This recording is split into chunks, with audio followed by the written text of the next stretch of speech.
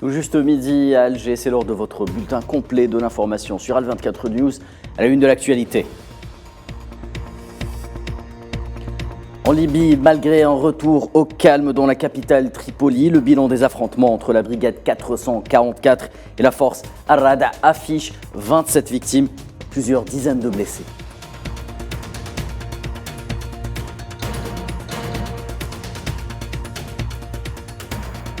Et au Niger, 17 soldats tués lors d'une embuscade qui leur a été tendue par des terroristes près de la frontière avec le Mali.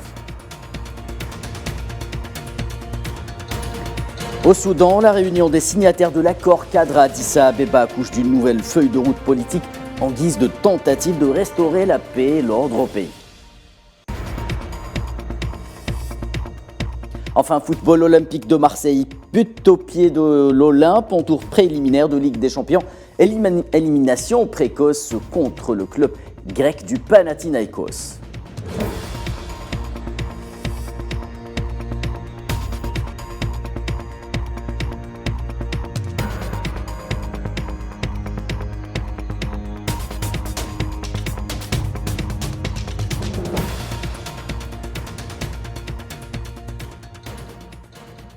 Madame, monsieur, bonjour.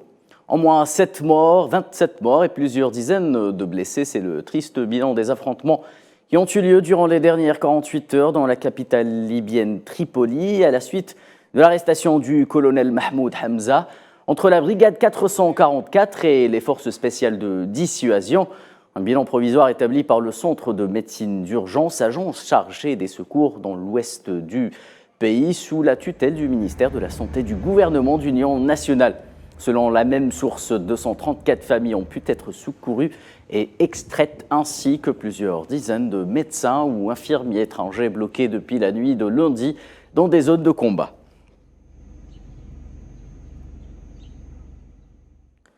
Et dans la nuit de mardi, le calme est revenu dans l'ensemble des quartiers et rues de la capitale libyenne après 2 jours consécutifs d'affrontements entre ces deux forces armées.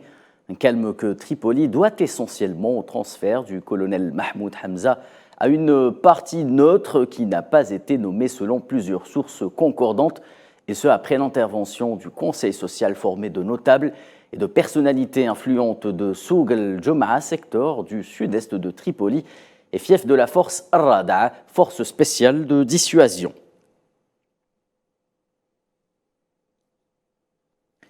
Et le Premier ministre du gouvernement de transition libyen, Abdelhamid Beiba, s'est réuni mardi avec le nouveau président du Haut Conseil d'État, Mohamed Tekala. Les deux hommes ont passé en revue plusieurs dossiers, à commencer par les efforts consentis en vue de préparer le scrutin électoral dans les plus brefs délais, conformément aux aspirations du peuple, mais aussi les derniers développements concernant la situation sécuritaire à Tripoli. Et dans ce contexte, le chef de la mission onusienne en Libye, Abdoulaye Bathily, a exprimé hier son inquiétude quant à cette nouvelle escalade à Tripoli en appelant les partis opposés à se soucier davantage de la vie, de la santé des civils.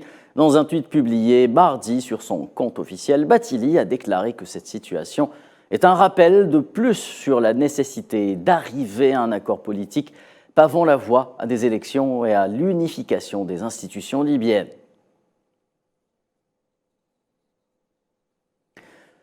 Nous en parlions titre tantôt, Niger, et selon le ministère de la Défense, 17 militaires nigériens ont été tués mardi dans une embuscade dans le sud-ouest du pays, près de la frontière avec le Mali et le Burkina Faso.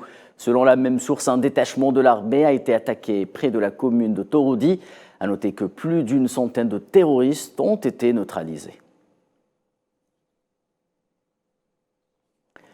Et le nouveau Premier ministre nigérien nommé par les militaires du CNSP en visite mardi au Tchad pour sa première sortie officielle dans un État étranger. Il a rencontré le président tchadien Driss Déby et a fait la déclaration suivante. Ça a été un grand plaisir de retrouver le Tchad, de retrouver le chef de l'État, toujours attentif à ce que nous développons, ce qui concerne le continent et plus particulièrement le Niger. Et comme vous avez dû vous en douter, nous sommes arrivés porteurs d'un message du chef de l'État nigérien, le général Tchani, qui exprime sa solidarité, sa fraternité et qui nous demande de renouveler en tout cas tout ce sentiment de bon voisinage, de bonne fraternité entre le Tchad et le Niger. Nous sommes dans un processus de transition. Nous avons expliqué les tenants et les aboutissants, réitéré toute notre disponibilité à rester ouvert, échanger avec toutes les parties, mais insister sur la nécessaire indépendance de notre pays. Il faut qu'on le dise. C'est un pays souverain. Nous devrions discuter avec tous les partenaires qui le comprennent. Nous ne sommes pas fermés et de manière tout à fait déterminée, nous allons avancer avec l'aide de Dieu. Les chefs d'état-major de la CEDEAO se réuniront en fin de semaine à Accra, capitale du Ghana. C'est ce que nous avons appris mardi via différentes agences. Les chefs de l'armée ouest-africaine se réuniront jeudi et vendredi 17 et 18 août pour envisager les détails techniques relatifs à une éventuelle intervention militaire visant à rétablir l'ordre démocratique au Niger. C'est ce qu'a déclaré mardi un porte-parole du bloc régional CEDEAO. Pour rappel, cette réunion était initialement prévue en début de semaine avant report.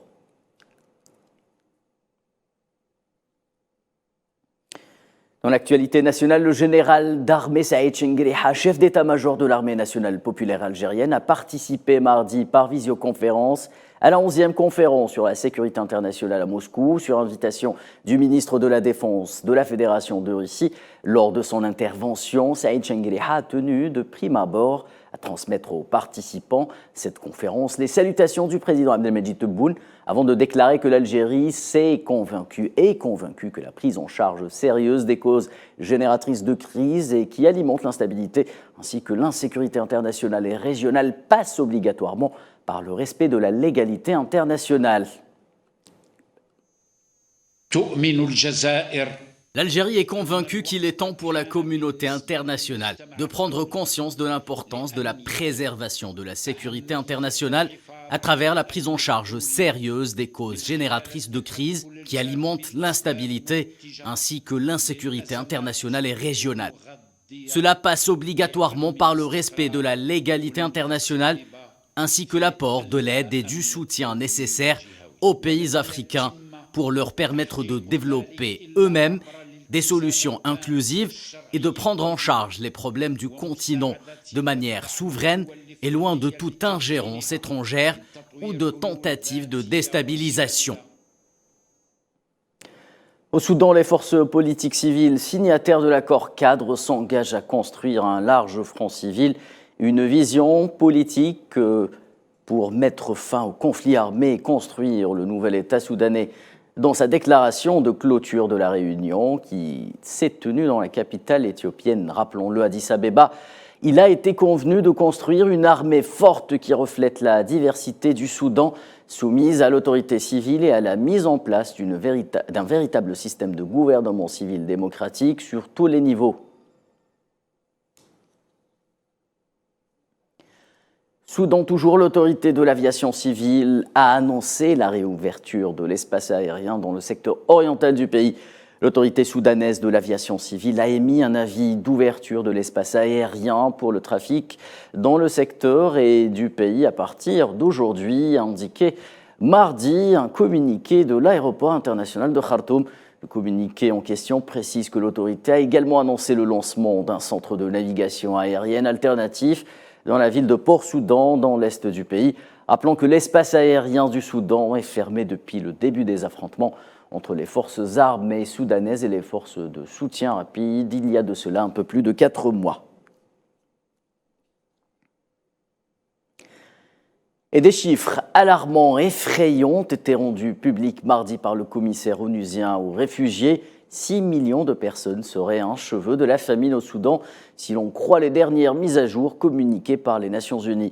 14 millions d'enfants feraient face à des besoins urgents en matière d'aide humanitaire. Leïla Gertal. Le Soudan au bord du précipice depuis le déclenchement des combats entre les deux hommes puissants du Soudan. Selon le HCR, qui a publié ces derniers chiffres, il serait 6 millions de personnes à être au bord de la famine. L'envoyé onusien du HCR parle de 14 millions d'enfants nécessitant une aide humanitaire en urgence avant d'appeler les deux parties belligérantes à la cessation immédiate des hostilités.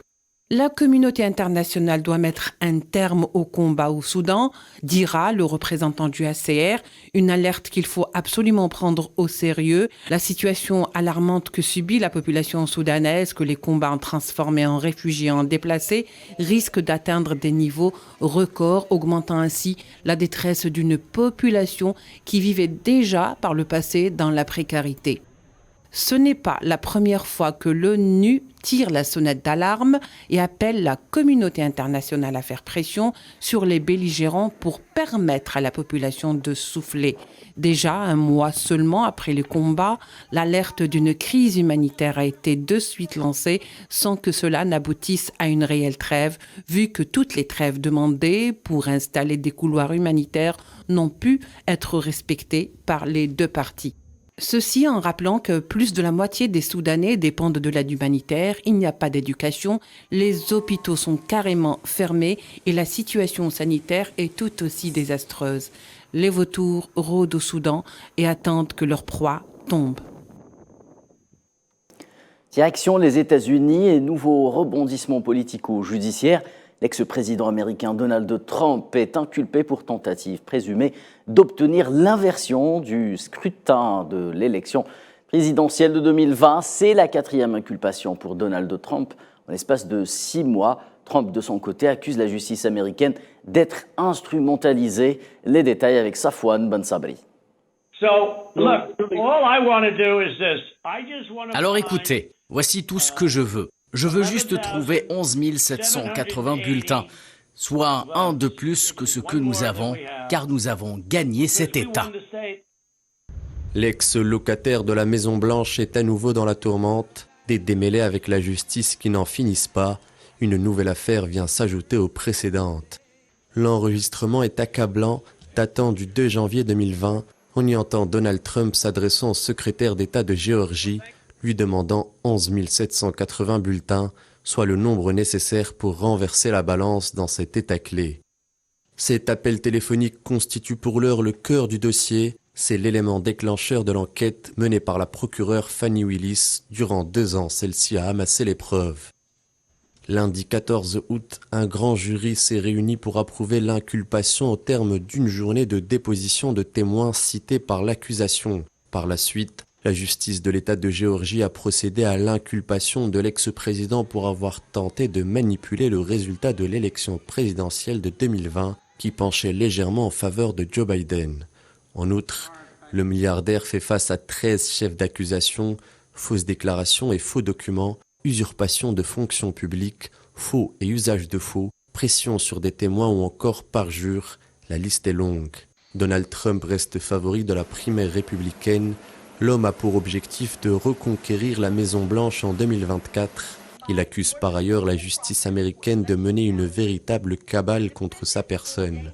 Cependant, même en cas de victoire en 2024, Donald Trump ne pourra ni se gracier ni obtenir l'abandon des poursuites. Il s'agit là d'une affaire qui relève de la justice de l'État de Géorgie, sur laquelle l'État fédéral n'a pas autorité. Mot de football pour clore ce journal, il n'y aura pas de Ligue des Champions cette saison non plus pour l'Olympique de Marseille.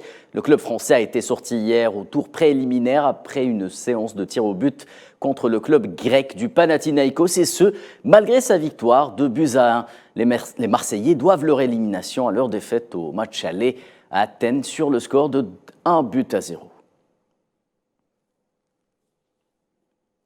C'est la fin de ce Midi Info. Excellent après-midi sur Al 24 News.